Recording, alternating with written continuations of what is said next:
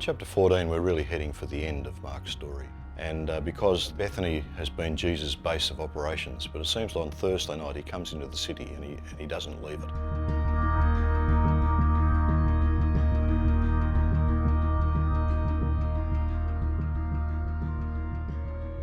It seems that the location of the house that Jesus ate his Last Supper in, his Passover meal, was on Mount Zion, just a little bit further south than Herod's temple where Pilate would have taken up residence at this time. Archaeologically speaking, it's not a rock solid thing, but it's a traditional location.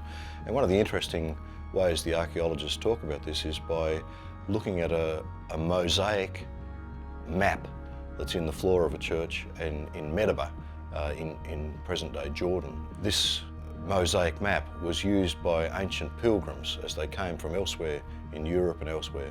They'd arrive at Medeba and look at the map and to give them some sort of guidance as to the kind of things they need to see.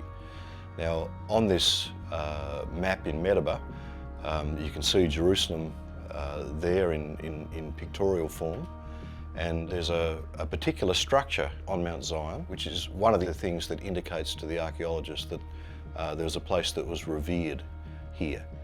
Then through discussion about what that means and drawing through other sources, it seems like this might be the place that the Last Supper could have been held.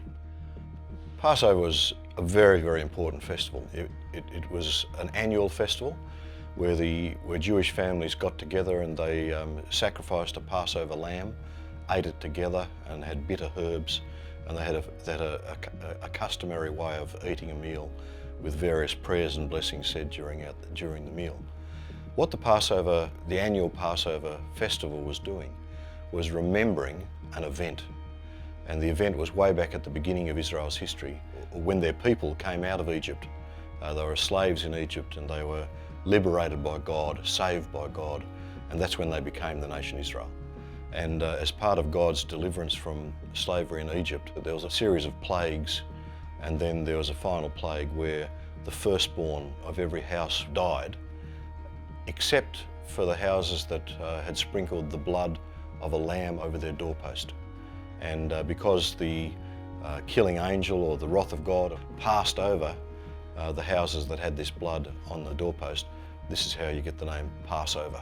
Now, when Jesus and his friends celebrated the Passover, it's interesting, for centuries the Passover festival had a symbolic meaning that looked back to the first salvation rescue from Egypt. When Jesus stood up to do the normal rituals and prayers and blessings, he changed the meaning of what was happening.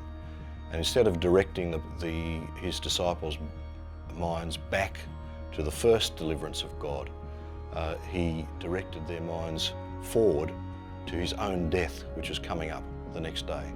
And he interpreted his death in the light of the Passover, and he sort of realised that what he's saying is that this Passover festival, celebrated for centuries, was really looking forward to the great act of good deliverance which is about to take place through his death when he dies as a ransom for many.